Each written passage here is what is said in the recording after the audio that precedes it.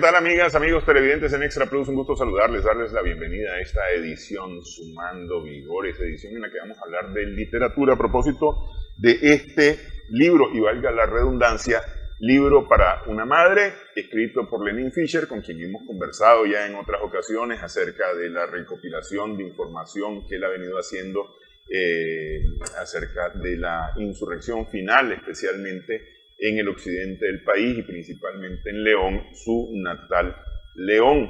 Este libro sale de esa serie de trabajo, ¿verdad?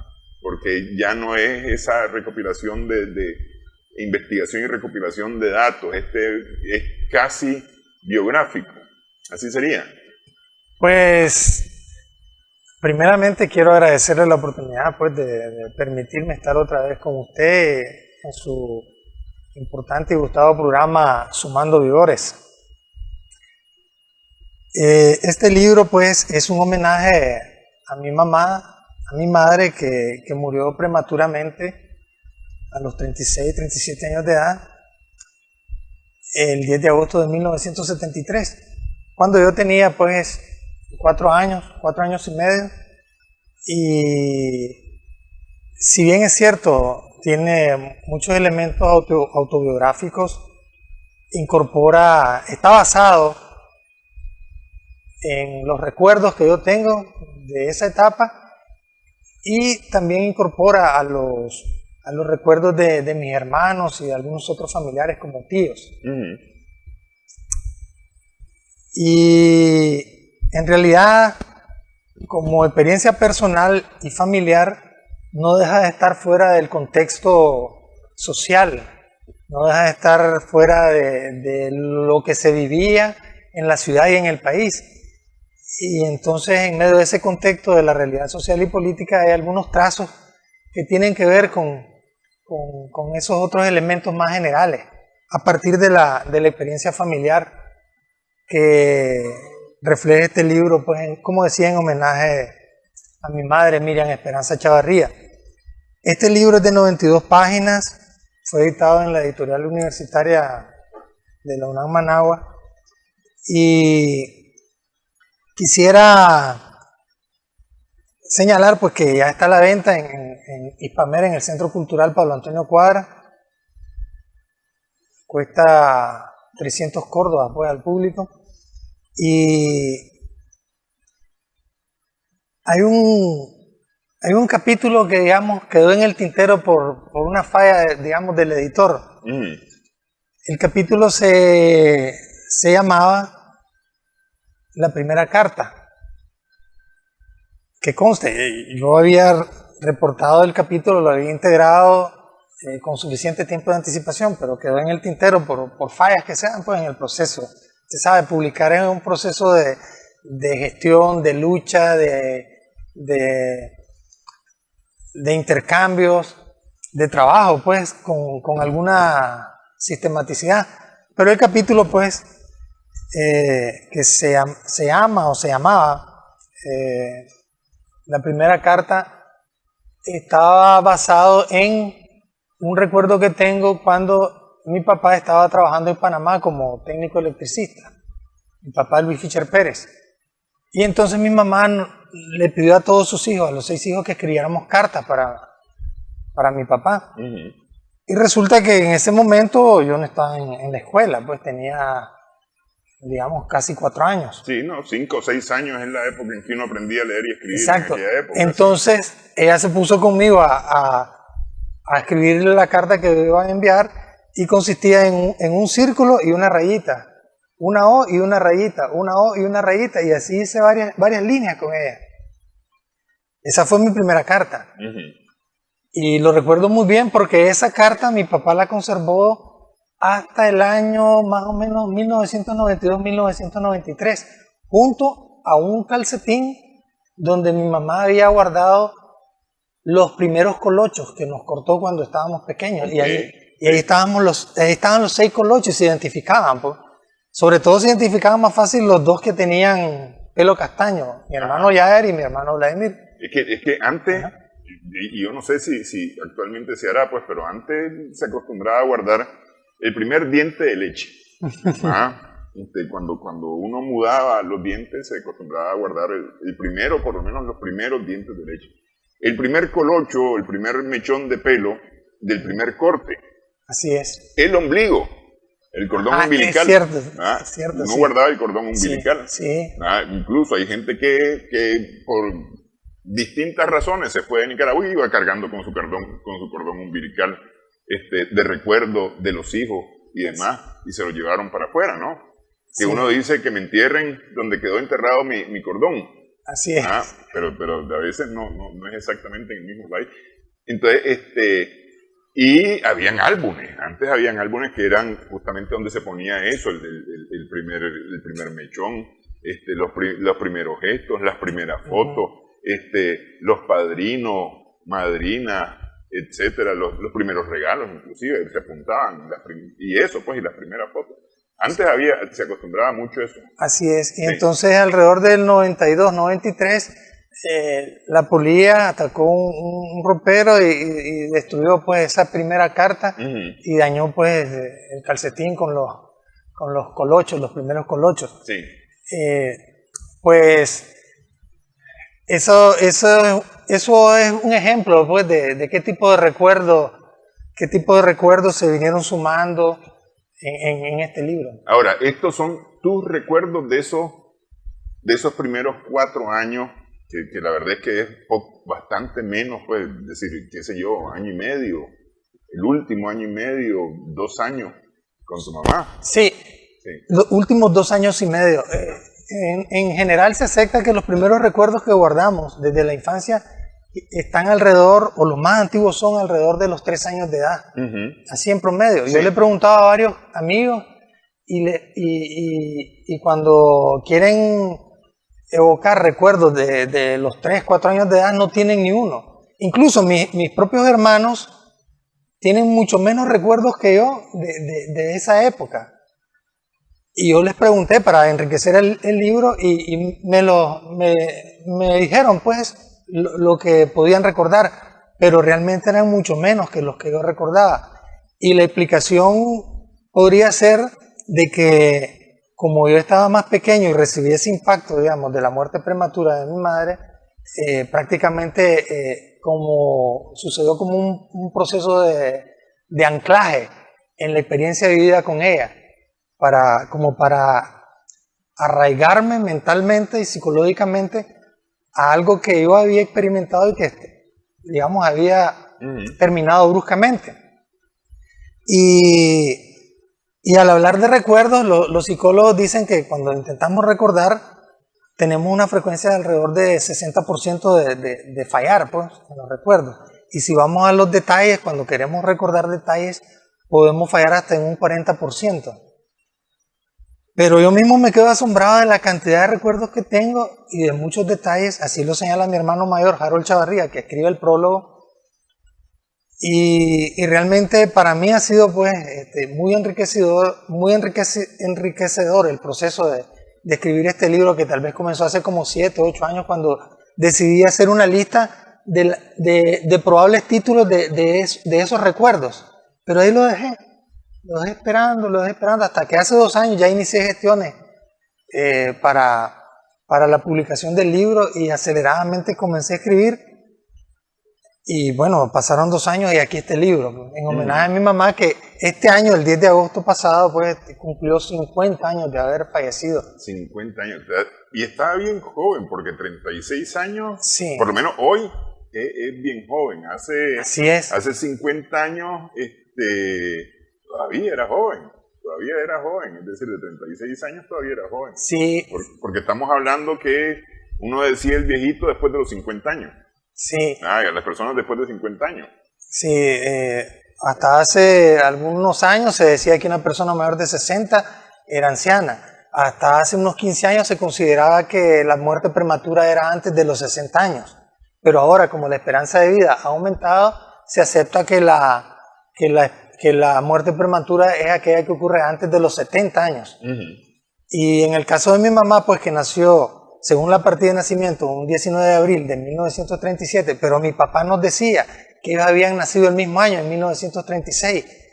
y hasta nos decía otra fecha, el 29 de abril. Bueno, usted sabe que a veces hay discordancia entre la realidad del nacimiento de una persona y lo que dice la partida de nacimiento, o el libro de las partidas de nacimiento. Que eso ha sido motivo de serios problemas con las cédulas de identidad.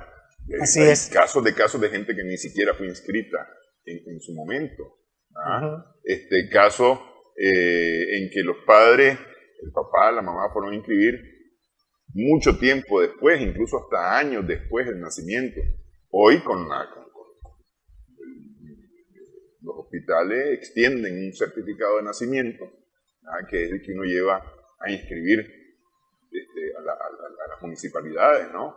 Así es. Entonces, y además, pues ya eso se considera como un derecho, tener el derecho a la identidad y demás. Entonces, ahora está eso como más promovido, hay menos casos, aunque sin embargo, todavía, si uno se va al Consejo Supremo Electoral, se encuentra un montón de gente haciendo fila para resolver justamente los problemas de su identidad. Así es. Sí. Y el libro, pues, en esa colección de recuerdos, pues, en el índice contiene, por ejemplo, títulos como El temblor y la plancha, La ratonera, El triste de José José, Cuidos para el zurdo, Sombras tenebrosas, Matar a carcajadas, El comedor, Casa sin tejas, La gasolinera, Tolvaneras, El hospital, El mendigo, Mi abuelo Malcolm, En el barrio San Juan. Son títulos que, Alcine González, por ejemplo, son títulos que de alguna manera reflejan la vida citadina de León al inicio de los años 70. Ok, te pregunto, 8 meses antes del fallecimiento de tu mamá, en agosto del 73, se produjo el terremoto de Managua. ¿Tenés alguna memoria de ese terremoto de Managua? Sí. Porque es decir, yo he hablado con gente de León que tiene evidentemente una visión distinta a la que tenemos los que vivíamos en Managua en el momento del terremoto. Porque es decir, aquí estábamos, digamos, en la angustia de los temblores y demás. En León he hablado con gente que tenía familia en Managua y la angustia era saber qué había pasado con esta gente, pero claro, el primero se cayó Managua. Ya en la madrugada, inmediatamente después, en las siguientes horas, después del terremoto, se cayó Managua, está en escombros, está encendida en llamas. Eran las primeras informaciones que llegaban a León, según lo que yo he conversado con gente de León. Sí, como recuerdo, paradójicamente tenemos uno de los recuerdos más bonitos nosotros. Y ahí yo incluyo a mis hermanos, porque al día siguiente mi papá se vino de León en una camioneta que manejaba un señor apellido Lupone, que vivía al costado sur del Colegio La Salle, ahí en la calle Real de León. Se vinieron a traer a mi abuela, a la mamá de mi papá, Luis Fischer Pérez. Que estaba aquí en Managua. Ella se llamaba Juana Pérez. Y entonces la trasladó a León y fue a vivir con nosotros. Vivió como 3 o 4 meses. Esa fue la experiencia más larga que tuvimos al compartir con ella. Y tenemos fotografías de esos momentos, de esos días. Y se las traje. Y yo creo que las van a pasar en imágenes. Y ahí está mi abuelita Juana Pérez. En ese tiempo sabíamos nosotros que a las personas de Managua que se habían ido a otras ciudades o departamentos les decían terremoteados. Sí. Y ese es uno de los recuerdos más bonitos que tenemos, pues haber compartido con nuestra abuelita Juana Pérez, que ya falleció como en 2003, como en 2004 falleció aquí en Managua ella. Y eso del viaje de mi papá, pues ya me lo contó muchos años después. Y hace unos 8 o 9 años yo platiqué con un tío de mi mamá que murió a los 95 años, hace unos pocos años, 2 o 3 años, que se llamaba Carlos Alfonso Romero Chavarría, le decíamos Ponchín en la familia. Él era bombero, fue de los fundadores del Cuerpo de Bomberos de León. Y él relataba que ellos vinieron, y aquí está incorporado dentro de esos recuerdos, ellos vinieron a Managua a ayudar a apagar los incendios. Y él señala que él fue el de la idea, dentro del grupo de bomberos que estaban ahí tratando de sofocar los incendios, de que utilizaran agua del lago Solotlán.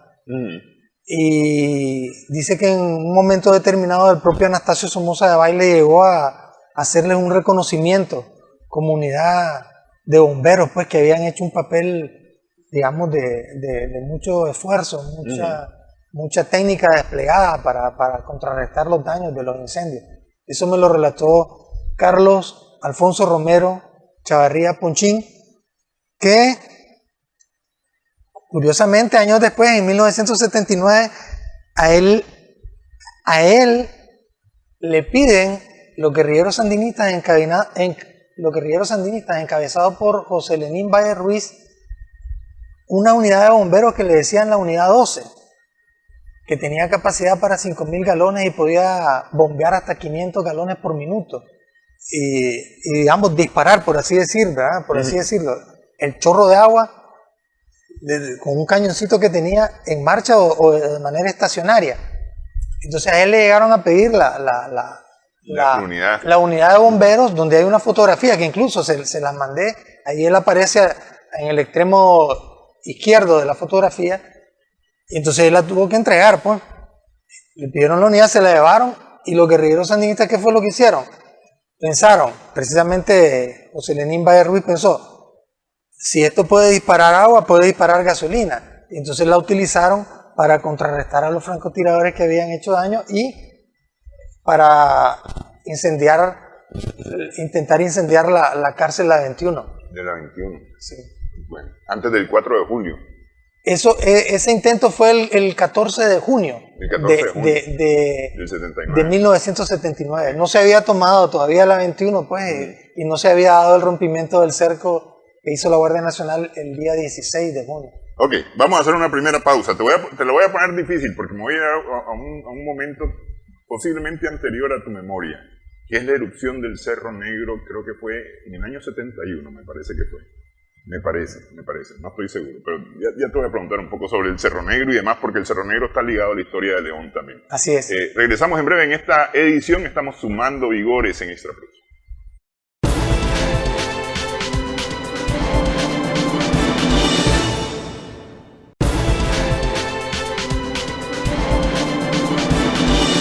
Continuamos en esta edición, estamos sumando vigores en Extra Plus con el Dr. Lenín Fischer. Estamos conversando a propósito de su libro, valga la redundancia, Libro para una madre, que es recuerdos de una relación relativamente corta, porque estamos hablando 4 años y medio, tenía el Dr. Fischer cuando falleció su mamá en el año 73, en agosto del año 73, a la edad de 36 años. Entonces es realmente un periodo de tiempo bien pequeño, pues. Pero decís que este libro tiene que ver un poco con esa relación, tiene que ver con la memoria de esa relación, pero también con hechos. Entonces yo te digo, hay un hecho repetido varias veces en León, que es el Cerro Negro.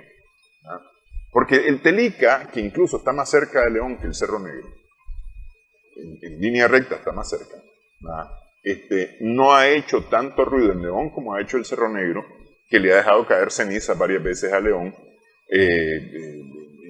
Quesalhuaque, encontré yo en una de las erupciones, creo que en la del año 92,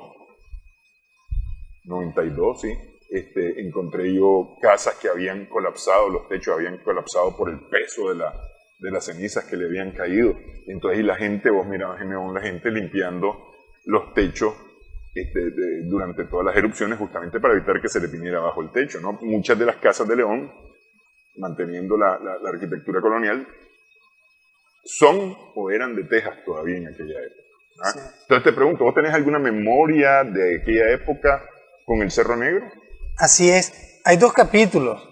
Quiero aclarar, los capítulos aquí son breves, de una página, de página y media. Uno se llama Tolvaneras y otro se llama El Cerro Negro.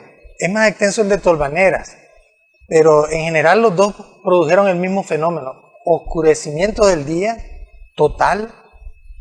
Los vehículos andaban a pleno día con las luces encendidas y la gente tenía que usar focos, linternas encendidas.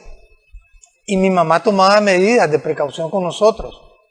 Y yo recuerdo que mojaba pañuelos o toallas para que nosotros nos tapáramos la cara, la nariz, la boca o los ojos y no nos permitía salir.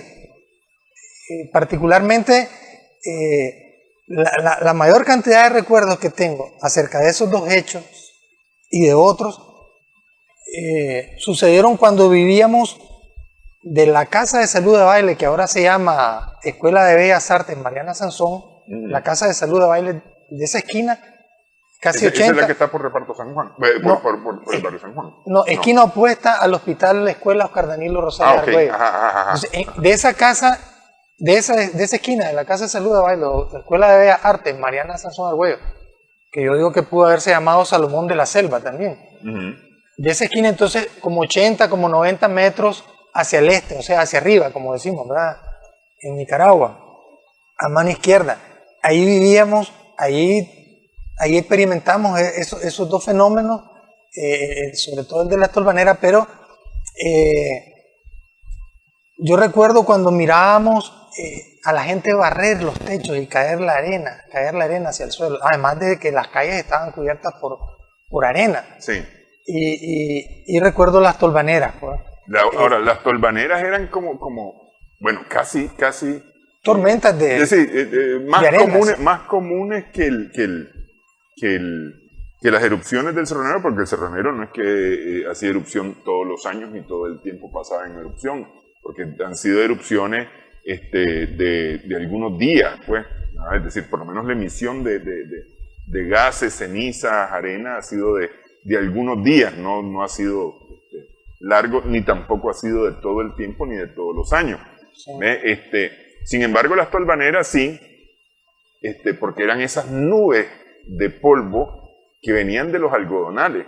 Así eran prácticamente tormentas de tierra, pues, de tierra seca, pues, que las levantaba el viento y que no tenían una barrera. Esa barrera se construyó en 1980. A partir de los 80, con el que empiezan a hablar de las cortinas rompeviento. Sí, entonces sembraron miles de árboles de eucalipto altísimos que prácticamente anularon las tolvaneras en León en la década de los 80, ¿no? Pero después en los 90 se deterioró el financiamiento para ese tipo de cuidado, de prevención, a través de las cortinas rompevientos y comenzaron a cortar incluso pues árboles y muchos se secaron, etc. Y es muy agradable tener el recuerdo cuando vivimos en esa cuadra cerca de la Escuela de Bellas Artes Mariana Sansón o Casa de Salud de Baile, porque también, primero, pues es una de las calles más largas de León, sí, porque la manzana tiene como un diseño rectangular. Y entonces ese costado sur es una de las calles más largas de la ciudad. Está disculpa pero solamente para ubicar, está a una cuadra, es decir, en la siguiente calle es la León Dorado. En esa calle queda la en esa misma calle es ahí, la León Dorado. Tengo recuerdos cuando comprábamos de ese pan delicioso, pues también ahí. Y en Casa de Salud de Baile tiene un significado también especial para mí porque ahí comenzó la radiología en Nicaragua. En esa casa el doctor Rosendo Rubí Delgado instaló el primer equipo de rayos X o tubo radiógeno en 1902. Y por ahí pasábamos, pues, mi mamá y yo cuando íbamos al mercado, cuando íbamos a visitar, a llevarle refresco natural a mis hermanos que estudiaban en el Instituto Nacional de Occidente, en un lugar donde ahora es el Hotel El Convento. O sea, mi mamá, y eso está reflejado en uno de los capítulos que se llama Refrescos, el refresco, preparaba todos los días un refresco natural que lo llevábamos en unos recipientes de plástico de esquimo con mucho hielo y se los llevábamos a los muchachos, mis otros 3 hermanos que estaban en primaria, y ellos salían sedientos a tomarse el refresco natural ya a eso de las 10 de la mañana, todos los días. Yo nunca la vi que compró bebidas carbonatadas, gaseosas, algunas de esas pues muy conocidas, ¿verdad? Que algunos les llaman las aguas negras del imperialismo. Ni chibola. No, nada, ni chibola, lacayo, no recuerdo cómo es que se llamaba la otra, pero eran refrescos naturales que ella preparaba. Ese es un recuerdo que yo tengo, pues la primera impresión que yo tengo de una escuela es esa, cuando llegábamos a las aceras anchas y altas de ese instituto y salían los niños de la escuela al recreo y se venían mis 3 hermanos directos donde estaba mi mamá, que ahí nomás le servía el fresco, se lo tomaba y nos despedíamos. Pino, lío, limonada, naranjada, guayaba, melón, mango, toda esa variedad de frutas que ella preparaba como refresco.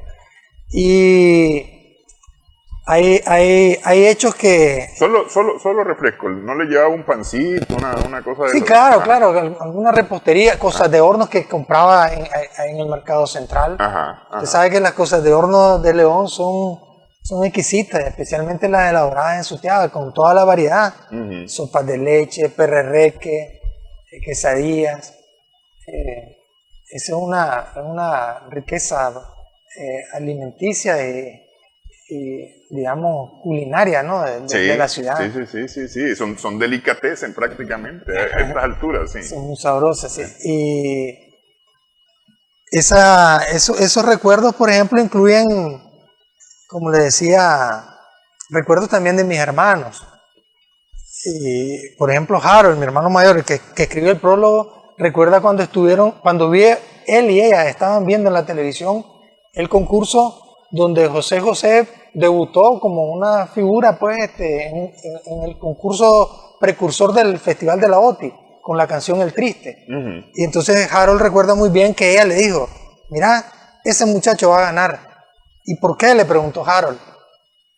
Que no dije el vocerrón que tiene, le dijo ella. Usted sabe, vocerrón es una palabra muy nica, ¿no?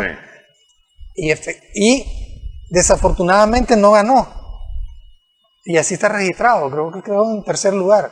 Pero José se catapultó, y de manera que hoy no puede hablar de música latinoamericana, sino hablar de José José. Y la canción El Triste fue compuesta por el autor de esa canción, dedicada a la madre, cuando viajaba a los funerales de su mamá. Qué triste fue decirte adiós. Sí. Entonces, por eso le digo que incorporó recuerdos de mis hermanos. Por ejemplo, Malcolm, el cuarto en el orden, recuerda cuando mi mamá le dijo, escuchando aquella canción que se titula Alone Again, solo otra vez, o también la subtitulan como Naturalmente, de Sullivan. Entonces ella le dijo, esa canción es la única que me gusta, de las que cantan los peludos. Ella se refería a los peludos, a los grupos de rock que estaban surgiendo, pues los Rolling Stones, los que habían surgido allá, pues, y eran exitosos, los Beatles, etc. Es la única que me gusta. Y entonces esos capítulos, pues, también están reflejados en El Triste y en Alone Again, o solo otra vez, pues. Y también incorporo, pues, algunos datos que tienen que ver, por ejemplo, con un primo de ella que se llama Nelson Chavarría Rojas, conocido como Chachi León, que fue fotógrafo. Él es uno de los principales fotógrafos de la insurrección de 1979 en León. Incluso hay una foto que también se las trae, donde él está en las instalaciones del comando con su cámara buscando cómo tomar fotografía, el propio 20 de junio de 1979. Ese es Chachi, un primo de mi mamá, que cuando escribimos los libros de la toma del búnker en sus 3 ediciones, él siempre mostró una actitud de colaboración desinteresada, ¿no? Y él era fotógrafo social antes de ser... Sí, o sea, de actividades sociales, en la ciudad, en el barrio. El bachillerato, los 15 años, el bautizo, etc. Sí. Y él tomó muchas de esas fotografías de la insurrección, sobre todo de la ofensiva final de 1979. Hay otros recuerdos que están basados en publicaciones previas. Por ejemplo, en 2010 mi papá publicó el libro Mi vida, mi revolución, que lo subtitulamos La vida de un obrero llamado Luis Fischer. Entonces él habla ahí de mi mamá, cómo la conoció, qué pensaba de ella. Entonces hay varios párrafos que son citados literalmente, porque nadie mejor que mi papá para hablar de ella. Entonces recurro al testimonio, al libro testimonio de mi papá como una referencia bibliográfica, y lo cito textualmente. Y eso después es parte que enriquece, ¿no? A la colección de recuerdos. Sí. Porque mi papá me lo relató, nos lo contó algunas veces y lo grabamos y después lo transcribimos hasta que hicimos su testimonio. Y como todos estos recuerdos, la vida nuestra está vinculada a la vida social del país. ¿Cuándo conoció a mi papá, Luis Fischer Pérez, a mi mamá, Miriam Esperanza Chavarría? En 1964. ¿Qué había pasado en 1963? El presidente René Chic dio una amnistía a los presos políticos. ¿Dónde estaba mi papá ese año? Allá en San Juan del Norte, en Greytown, confinado. Ajá. Ahí estaba, pasó comiendo tortugas como 6, 7 meses ahí con otros presos y solo los vigilaba un guardia nacional con un Garand. Y no había ni para dónde salir. Sí, sí. Sí, y entonces la amnistía les permitió regresar y se fue a vivir a Estelí. Y en Estelí sufrió un intento de asesinato por parte de un agente de la Seguridad Nacional de la Guardia Nacional, sí, de la OSN, conocido como Migdonio, como el flaco Migdonio. Fue muy conocido en Estelí. Incluso en su libro Francisco Rivera el Zorro, en la marca del zorro, ahí lo menciona. Y lo menciona como que fue compañero de clases de él en primaria. Y entonces este tipo lo trató de matar en un bar mientras estaba tomando cerveza con un joven que era hijo de propietario de la compañía eléctrica de ahí, de la planta eléctrica pues de la ciudad. Pero Migdonio, el agente de la seguridad somocista, le disparó al muchacho creyendo que era él, que él era mi papá. Y lo mató pues. Y después se dio una lucha cuerpo a cuerpo pues ahí entre Migdonio y mi papá. Pero Migdonio antes le pudo golpear la cara a mi papá con la pistola. Y le hizo una fractura muy leve en uno de sus dientes, pero lo hizo sangrar mucho de la cara. Y así salió huyendo mi papá. Y se fue para sobrevivió, León. Pero el muerto fue el otro joven. Sí, y se fue para León. Y después lo mandaron a León y a él le buscaron trabajo y por eso se trasladó a León. ¿Qué edad tenía cuando conoció a tu mamá? Del 36 al 64. Años menos 25 años. 28 años, serían 36, al 66 serían 30. Menos 2, 64, tenía 28 años. Y ahí la conoció laborando como electricista, pues llegando a hacer las instalaciones del medidor. Mi mamá hizo 2 traslados de casa, era madre soltera, tenía 2 hijos, Harold y Ader, y hizo 2 traslados de casa como en 3 meses. ¿Se imagina la precariedad, diríamos ahora? Claro, sí. En el mismo barrio, en el barrio San Luis, y mi papá se llamaba Luis Fischer Pérez, ¿verdad? Entonces en el barrio San Luis la conoció, hizo los 2 traslados y ya el tercer traslado lo asumió con la instalación de todo, pues el medidor, las bujías, se fueron a vivir a Suteaba. ¿Dónde vivieron? Ahí de donde era la Texacudí, había otra gasolinera ahora, como 20 metros hacia el sur, a mano izquierda. Ahí nació el tercero de mis hermanos, Luis. Porque ese es otro elemento importante que recogen nuestros recuerdos. La mayoría de los niños en ese tiempo nacían en las casas, ayudados con parteras. De 6 hermanos que somos nosotros, solo yo nací en un hospital, porque en la década de los 60 se abrió la seguridad social en Nicaragua, y yo nací en el hospital del Seguro Social, que pues desde el 79 se llama Oscar Danilo Rosales Argüello. Ahí nací yo pues. Pero todos mis hermanos nacieron en casas en los barrios, en el Coyolar, en Suteaba. Y acordémonos que para 1960, entonces, debido a ese aspecto y a otros, ¿verdad? A otros factores, la mortalidad infantil tenía que andar por arriba de 130 por cada 1000 nacidos, vivos. Por cada 1000 nacidos. Y si en el 79 era de 120 muertos por cada 1000 nacidos. La revolución la bajó hasta 63 más o menos por cada 1000. En 2007 estaba en aproximadamente 23 muertos por cada 1000. Eso es muy alto. Y en estos 16 años el gobierno revolucionario la ha bajado a 12. Prácticamente 12, 13 por cada 1000. Cada vez vamos yo disminuyéndola. En lugares eso es impresionante. Que en algún momento reportaron 0 muertes maternas y 0 muertes neonatales en todo el año. Sí. Después de haber tenido niveles bastante más altos, pues más altos de 10. bastante más alto que de 10. Yo he estado en esos lugares y he conversado con el personal médico, Sí. justamente que es una cosa extraordinaria, es decir, bajar la mortalidad materna con la adecuación cultural del parto, la preparación de las parteras, ¿verdad? Las casas maternas, ¿no? que acercan a las mujeres que están más alejadas a los centros hospitalarios, ¿no? Sí. Sí. El penúltimo de mis hermanos, Vladimir, fue beneficiado por la seguridad social, pero ya como un niño pues de menor de 5 años, pero no con el nacimiento en un hospital. Sí. Como le decía, de 6 hermanos, de 6-1 pues. Solo uno en hospital. Sí, eso en béisbol sería un promedio de bateo bastante bajo, ¿no? Sí. Vamos a hacer la pausa. Te pregunto sobre otra cosa que es tradicional de León y a lo mejor tenés recuerdos con tu mamá de eso, que es la gritería. Regresamos en breve en esta conversación Sumando Vigores en Extra Plus.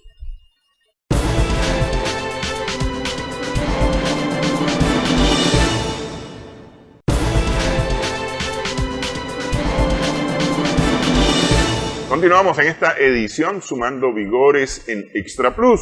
Hablamos acerca de Libro para una madre, escrito por Lenín Fischer, médico hecho escritor. ¿De dónde viene eso de meterte a escribir? Es decir, porque, puedes escribir el informe médico, redactar el informe médico, etcétera, pero ya meterte a estas otras ligas. Bueno, probablemente por la realidad social del país.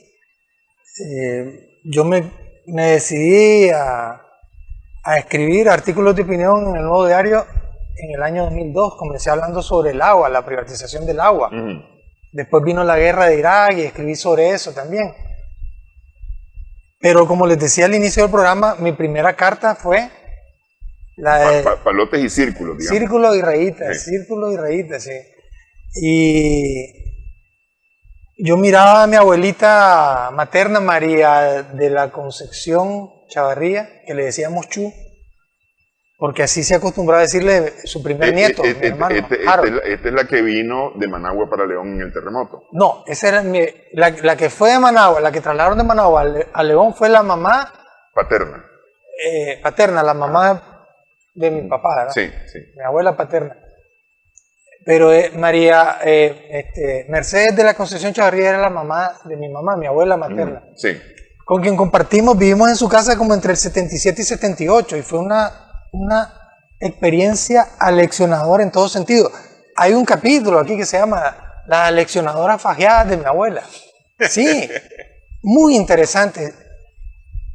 Nosotros fuimos los nietos que más la conocimos a ella, más la disfrutamos. Y ella en ese tiempo vivía en el barrio San Felipe, en el sector del Pochote, un lugar combativo. Si hay un barrio que le dispute en combatividad a su tía en León, es San Felipe, sin lugar a dudas. En todo sentido, pues. Entonces, yo la miraba a ella que escribía cartas a su hija que estaba en Estados Unidos. María Olimpia Parker se llama ahora, pues. Antes de casarse ella se llamaba María Olimpia Chavarría. Se fue a los 15 años, incluso mi mamá le hizo los trámites aquí en Managua para que pudiese viajar. Una niña de 15 años se fue a vivir con una tía que vivía allá. Y entonces yo la miraba a escribir cartas y en algún momento me estimuló, me indujo a escribirle cartas también. Yo tenía como unos 7, 8 años en ese tiempo. Y también recuerdo que cuando Harold Chavarría, mi hermano mayor, repito, el que escribe el prólogo de este libro, estuvo en Costa Rica porque fue capturado por la Guardia Nacional en enero de 1979, torturado y tuvo que salir del país para después integrarse al Frente Sur Benjamín Celedón. Yo le escribía cartas. Yo tenía 9 años y unas 3 o 4 cartas intercambiamos cuando yo estaba en 4º grado de primaria. Probablemente por ahí venga la vena de escribir. De querer escribir un poquito. Pues. Bueno, siempre supe que tenía buena caligrafía y buena ortografía. Me gustaba la lectura también. Siempre me gustó la lectura. Buena caligrafía. Cosa rara para un médico. Pues, podría ser. bueno, desde hace mucho no escribo tanto, pues, porque hay otro elemento que ha sido fundamental, la computadora. Sí. Cuando yo me di cuenta que la computadora facilitaba mucho el escribir, dije, no va a ser tan cansado, no se va a sentir tanto dolor en la mano, en la muñeca. Entonces, probablemente por ahí vengan. Pero hay un relato aquí de uno de los tíos de mi mamá, que se llamaba Tomás Chavarría. Él tenía la característica de que, me cuenta el tío Oscar Chavarría, que todavía está vivo, hermano menor de mi mamá, que Tomás Chavarría reunía a los chavalos en las esquinas y les comenzaba a contar historias, pues inventos de él. Y una de las cosas que les decía, como una introducción, les decía algo así como, bueno, si quieren se los leo mejor, porque realmente es bien interesante la introducción que hacía. En el capítulo Los tíos maternos de mi madre, yo lo recuerdo a él muy bien, lo visitábamos con mi abuela Mercedes Chavarría. Entonces él decía, bueno, dice el capítulo, el personaje que representaba a Tomás Chavarría, creado por él, se llamaba Ponce Gray. Más o menos así comenzaba uno de sus relatos. Me llamo Ponce Gray, marinero de alta mar, navegué los 7 mares, venciendo ciclones, huracanes y tormentas, naufragué en el océano Pacífico y una ballena gigantesca me expulsó entre las olas hasta las costas del puerto de Corinto. Así comenzaba los relatos y cautivaba la atención de los chavalos. Él ya murió, obviamente. Sí. ¿Y dónde se sentaban? En las esquinas. No, en la esquina de la calle. Pero al final él les cobraba. A ver, esto no es gratis, les decía, paguen. Y les cobraba. Y entonces, ese tipo de cosas pues también enriquecen, como decía al inicio, recuerdo de los tíos. Por ejemplo, un primo, un tío en segundo grado, pues tío de mi abuela, tío en segundo grado de mi mamá, que se llamaba Gustavo Chavarría, que se dedicaba, cuando nosotros lo conocimos, a comerciar ganado, pues tenía un jeep, un tráiler y vendía ganado. Él vivía ahí en lo que antes se llamaba Avenida de Baile, que con la revolución se llamó Avenida Pedro Arauz Palacio, ahí por donde era la desmotadora Urdián. Por donde está ahora el nuevo hospital. Por donde va a ser el hospital. En ese momento ese era, si no me equivoco, la última casa de ese lado de la ciudad, y después había monte. Ya buscando Fátima, lo que es Fátima. Casi en ese sector, pero hacia el lado, sería el lado este. Pero después de ahí, bueno, es que por ahí estaba el hospital Juan de Dios. No, Hospital San Vicente. El San Vicente, sí. Entonces, Gustavo Chavarría, él era originario de Telica, había vínculos con la familia en Telica, ¿no? Y él había sido boxeador en su juventud. Realmente yo me acuerdo de él, una persona grande, fuerte, de espalda ancha, ya estaba gordito, ¿verdad? En ese tiempo. Sí. Pero se miraba que era una persona muy fuerte. Entonces, Gustavo Chavarría, cuando fue boxeador, él tenía el nombre, el apodo, el nombre boxístico, ¿verdad?, de la Pantera de Telica. Y sucedió que un hermano de él tenía un estanco, pues una cantina donde vendía licor, ¿verdad? Y hubo un tipo que le decían el Tigre. Y se llegó a tomar ahí y en un momento determinado le quiso exigir, al parecer sin pagar, al hermano de Gustavo Chavarría, que se llamaba Manuel, que le sirviera un trago. Y él no se lo quiso servir, pues, el hermano de Gustavo Chavarría. No se lo quiso servir y entonces el tipo le disparó, el Tigre, lo mató. Entonces la Pantera de Telica, Gustavo Chavarría, al poco tiempo tomó venganza, pues. Esa es una cosa que ha tenido, o que tuvo León en algún momento, que eran las vendetas. Sí, las vendetas. Habían bastantes vendetas en León. Chavarría. Me cuentan que pasaban carretas cargando cadáveres. Sí, así me han contado los Chavarría, los Poedas. Algunos de estos estaban vinculados como informantes, tal vez a la Guardia Nacional. Pero entonces la Pantera de Telica, al momento de tomar venganza con el Tigre, bueno, la Pantera derrotó al Tigre, pues. La Pantera mató al Tigre. Y después de eso, él mismo se encargó, la Pantera misma se encargó de llevarlo al hospital, ¿verdad? Y son cosas pues que pasaban hace mucho tiempo, que son parte de la historia de la ciudad, una ciudad que estamos convencidos nosotros, creemos que así es y defendemos que así es. El próximo año va a cumplir 500 años pues de historia, y estos detalles pues, aunque sean muy particulares, muy familiares, tienen que ver con más o menos con lo que sucedía en la ciudad en algunos momentos pues, como hemos ya señalado. Y realmente cuando va pasando el tiempo, bueno, yo tengo 54 años, a uno se le van olvidando los recuerdos. Sí. Es inevitable. Se calcula que después de los 40 años, cada 10 años perdemos la capacidad de recordar en un 5%. O sea que cada año, después de los 40 años, perdemos en 0.5% la capacidad de recordar. Y nada mejor que evitar eso que escribirlo. Que dejarlo escrito. Y compartirlo también. Sí. Ok, vamos a hacer nuevamente pausa. Pero me hablaba de la gritería. Justamente, vamos a hacer la pausa. Ahora sí vamos a hablar de la gritería, porque hay cosas de la gritería de hace algunos años y la gritería hoy que han cambiado abismalmente. Regresamos en breve en esta conversación en Sumando Vigores en Extra Plus.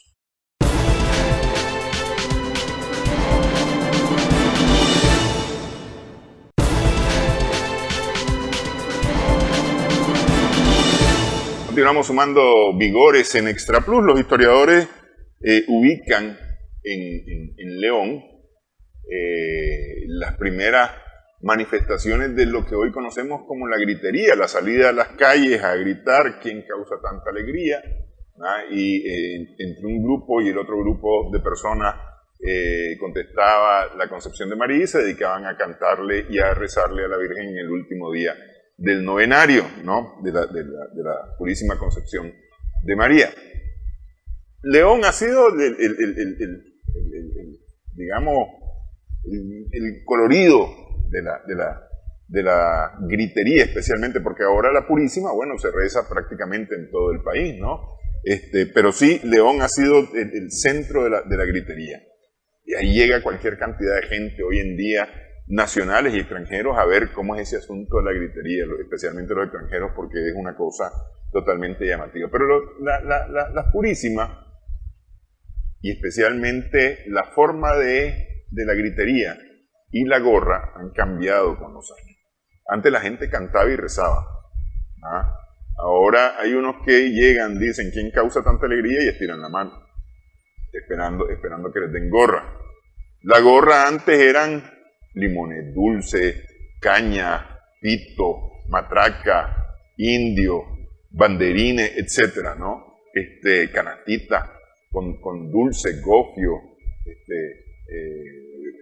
¿cómo que se llaman? Los chibulones, etcétera. Ahora te dan desde una cajita de fósforo hasta una pana, un balde, ¿no? Entre las cosas que dan de gorra, pues. ¿Tenés recuerdos de esa época con tu mamá? Sinceramente, acerca de la gritería, no los tengo. Si no, le hubiera dedicado un capítulo en el libro. Sin embargo, mi hermano Harold Chavarría, dentro de los recuerdos que me transmitió, que lo incorporamos al libro, incluimos el hecho de que 4 días después de la muerte de mi mamá se celebraba la gritería chiquita en León. Y entonces, usted sabe que eso significa mucha pólvora quemada de todo tipo, cachinflines, sartas, cohetes, bombas de mecate, etc. Pero recuerda muy bien, Harold, que ese 14 de agosto los vecinos de esa cuadra larga de la que hablamos, ahí de la casa de salud de baile hacia el este, no quemaron pólvora. Por respeto al duelo. Exactamente. Sí. Entonces, ese recuerdo Harold, mi hermano mayor, lo tiene muy presente. ¿Ya? Y digamos que todavía ahora es como, se siente como un acto, se siente como un agradecimiento esa actitud de los vecinos. sea, para los leoneses renunciar a no quemar pólvora el día de la gritería, sea el 14 de agosto o el 7 de diciembre, es una cosa muy difícil. Es casi un sacrificio. Sí, casi un sacrificio, sobre todo un colectivo, pues las personas que viven en una cuadra. Eso hicieron por respeto al Ahora, lo que al pasa duelo. es que también la gritería chiquita, ahora se parece un poco a la gritería del 7 de diciembre, un poco. Pero antes la gritería chiquita, como tenía un origen penitencial, ¿ah? No había gorra, no había nada de eso, es decir, sí habían los rezos, y había pues efectivamente la tiradera de pólvora, pues, pero posiblemente gente en las calles, pero básicamente eso era casi doméstico, me parece, la gritería chiquita, es decir, cada uno en su casa celebraba, no es que salían las romerías de gente como se miran el 7 de diciembre. Ahora, sí tengo recuerdos de la gritería, obviamente, cuando ya tenía unos 5 o 6 años, salía con mi hermano mayor, Harold, y su novia, que ahora es su esposa, Oralida Solís, y andábamos por León, pues, y me dormía, no aguantaba todo el recorrido, pues. Sí. Recuerdo que me dormía, de eso sí, pues, pero con mi mamá no. Supe diferenciar la gritería, cómo se celebra en Managua, de la de León en 1978, porque en diciembre mi papá me trajo de la Gateada Chontales, donde estuvimos acompañándolo a él después de la insurrección de septiembre, a la colonia Nicaragua, a compartir, a vivir prácticamente como mes y medio con mis abuelos paternos, mi abuelo Malcolm Fischer Gómez y la segunda esposa de él, que nosotros la consideramos abuelita también, se llamaba María Lidia Sotomayor, originaria de Estelí, que fue la madrastra de mi papá Luis Fischer Pérez desde más o menos los 7, 8 años en Estelí, y lo trató siempre como un hijo. Ella fue como una madre también para mi papá. Entonces ella nos trataba a nosotros con mucho cariño, a mi mamá también. De hecho, mi mamá siempre fue tratada por las dos, podría decirse suegras, pues. Juana Pérez, la mamá biológica de mi papá, y la segunda esposa de mi abuelo, fue tratada siempre con mucho cariño, mucho respeto. La suegra y la suegrastra, digamos. Digamos, porque a mi papá lo querían mucho, pues. Lo querían mucho, pues, sus padres, sus hermanos. Y entonces en la colonia Nicaragua, estando ahí compartiendo con mis abuelos, mis abuelitos, mi abuelita María Lidia Sotomayor me llevó donde una tía de mi papá, que se llamaba Matilde Fischer Gómez, que murió en 2018, hace poco, ahí en la colonia Nicaragua, pues vivía ella, y prácticamente ella era la última de los hermanos de mi abuelo, de Malcolm Fischer Gómez, que murió en Estados Unidos. Entonces, ahí pude ver en la colonia Nicaragua cómo era la celebración de la Purísima del 7 de diciembre de 1978. Y no es nada parecido a lo de León, ¿verdad? Con la gente en las calles. Pues. Sí, y entonces yo sentí una gran diferencia, porque me impactó. Tenía 9 años todavía. Así es que tuve esa oportunidad de ver la diferencia entre la gritería de León y la de Managua. La de Managua. Ok. ¿Por qué se sorprende tu papá de que escribas libros? Porque vos le llevaste un libro. Sí. ¿Por qué se sorprende? O más bien, esa reacción que él tiene de decirte, no esperaba o me sorprende que vos escribas. Es que lo que pasa es que para 2012, 2013, yo le debí un ejemplar, porque siempre le llevaba un ejemplar a él, pues, de los libros. Entonces, él lo que me relató en esa oportunidad fue que, ¿qué me iba a imaginar yo? Me dijo, que aquel hijo mío, aquel chiquito que terminaba yo de 4 o 5 años, después me iba a llevar sus libros para que yo los leyera. Y a él le gustaba mucho la lectura. ¿Qué me iba a imaginar yo? Y ves, ahora me traes cada libro, me dice, que publicás. Y realmente, pues, eso lo experimentó mucho él cuando editamos su testimonio, pues. Y ahí me demostró mi papá que tenía una memoria increíble, cómo recordaba los detalles, por ejemplo, del Frente Revolucionario Sandino. Y a propósito, ya que hablamos de Estelí, cuando mi papá se trasladó con mi abuelo a vivir a Estelí, pues, y conoció a doña María Elida Sotomayor, vivió con ellos allá en Estelí, y se fue formando pues la familia. Ya siendo adolescente como a los 15, 16, 17 años, como a los 15, 16 años, ahí conoció a Edén Pastora Gómez en Estelí, porque Edén Pastora viajaba como adolescente enamorado desde el sector de Sébaco a Estelí a visitar a una novia, y ahí se conocieron. ¿Y cuándo se reencontraron? Ya para 1961 en el Frente Revolucionario Sandino. Mi papá vio cuando, después de unos 3 o 4 meses de estar en el FRS, llegó Edén Pastor, ahí se reencontraron como viejos amigos. Pues. La amistad de ellos venía entonces desde la adolescencia, pues, de los 15 y 16 años. ¿Y ese libro, esas memorias de tu papá se publicaron? Se publicaron, sí, en 2010. Lo que pasa es que en ese tiempo no teníamos la comunicación, ¿verdad? Pero en cualquier momento podríamos comentar sobre eso, pues, porque es un testimonio muy rico.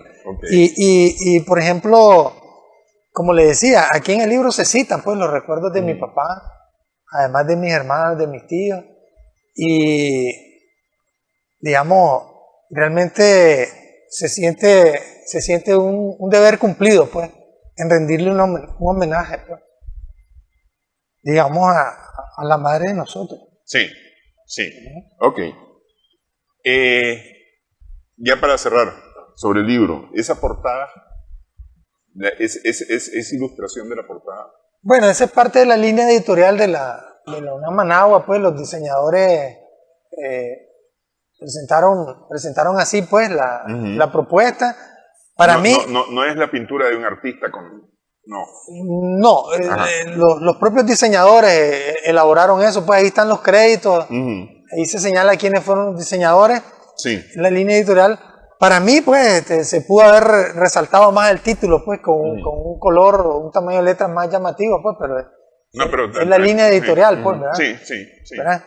Y el libro, aunque tiene 92 páginas solamente, reúne un camino bastante interesante, pues, de la experiencia. Por ejemplo, yo recuerdo cuando nos reunimos en la cama de mi mamá a platicar todos nosotros 6 con ella, porque mi papá estaba trabajando fuera en otro departamento o podía estar en otro país como en Panamá, pues, como señalé. Y estábamos haciendo chistes, hablando, bromeando, y era tanta la risa que yo les dije, ustedes me van a matar a carcajadas, les dije yo. Y eso causó más risa todavía, aún lo recuerdan, pues. Y era un ataque de risa tremendo, pues. Ese es uno de los momentos más felices que tuvimos en la propia cama de ella. Sí. Ok. Entonces el libro está disponible aquí en Managua, en Hispamer. ¿En León? En León todavía no, pues no he tenido oportunidad de dejar allá. Curiosamente, la Atenas de Nicaragua, como le llama Jorge Eduardo Arellano, tiene dificultades para ofrecer un lugar, una librería donde se vendan publicaciones. Es bien difícil. Me parece increíble. ¿A través del UNAM? Hay muchas dificultades con lo que es la si este es editorial universitaria. Sí, pero ya la comercialización de algunos ejemplares, porque esta edición es pequeña, son 50 ejemplares. Ajá. ¿Verdad? O sea, el número de ejemplares de una edición de lujo, pues, ¿verdad? Pero es una edición pequeña, entonces el compromiso es que varios de estos libros lleguen a las principales bibliotecas. Por ejemplo, ya está en la Biblioteca Salomón de la Selva del recinto universitario Rubén Darío. Una pequeña cantidad pues se comercializa a un precio accesible, pero en León cada vez es más difícil lograr poner un libro a la venta, pues es increíble, pues. Eso no hubiera sucedido en la década de los 60 o los 70. Bueno, ahí atención emprendedores, porque ahí hay un nicho de mercado importante, me parece a mí, porque la ciudad universitaria a fuerza debe tener lectores, ¿no? Gente que quiera leer, además de gente que le gusta leer. Quiero agradecer. Te platicaban. ¿Ibas a decir algo más? Sí, yo recuerdo que hubo un sitio donde comenzaron a vender libros ahí en el barrio San Juan, como en 2015 aproximadamente, incluso lo dejé en consignación, pero el sitio desapareció como a los 6 meses y se desaparecieron los libros también. Se apareció la de consignación. Sí. Si tenía que decir algo, pues, bueno, este libro, como he señalado, es en homenaje a mi madre, María Esperanza Chavarría, en el año de su 50 aniversario de fallecimiento. Le sobrevivimos a ella, pues, y a mi papá, 5 hijos, porque uno de ellos, el segundo, murió en la Guerra de Liberación en enero de 1979. Y mi madre, pues, decimos nosotros, pues, de alguna manera, no experimentó ese dolor, ¿verdad?, de ver morir a su hijo, sí. A su hija, porque se dice que en tiempos de paz los hijos ven morir a los padres, ¿verdad? Nosotros vimos morir a nuestra madre demasiado temprano. Y el otro hecho es que, por ejemplo, ella pudo haber sido víctima, si hubiera sobrevivido, de una de las masacres que hizo la contrarrevolución a madres en julio del 85, por ejemplo, en Las Pailas, en dirección a Mulucucú, cuando uno de mis hermanos, Malcolm, estaba en entrenamiento ahí en el BLI, cuando se estaba formando el BLI Heriberto Reyes. Ahí fueron masacradas esas madres de León. Sí. Si él hubiera ido, probablemente hubiera muerto ahí. Pero fueron mi hermano Vladimir y 2 amigos, Orlando Betanco y Carlos Aragón. Todos sobrevivieron. Carlos con una leve herida, pero después murió por otras causas. Y ese tipo de cosas, pues, no experimentó mi madre, ¿no? Y finalmente, pues, quisiera aprovechar de parte mía y de parte de mi esposa, saludar a doña Danela de la Concepción Padilla, que es la mamá de mi esposa, que es mi suegra, y que hoy está cumpliendo años, allá en León. Buena ocasión entonces para esta plática. Felicidades allá hasta León. Muchas gracias. Gracias a ustedes, un honor. Sí. Gracias también a nuestras amigas, amigos televidentes por su sintonía. Esperamos que el programa haya sido de provecho para ustedes.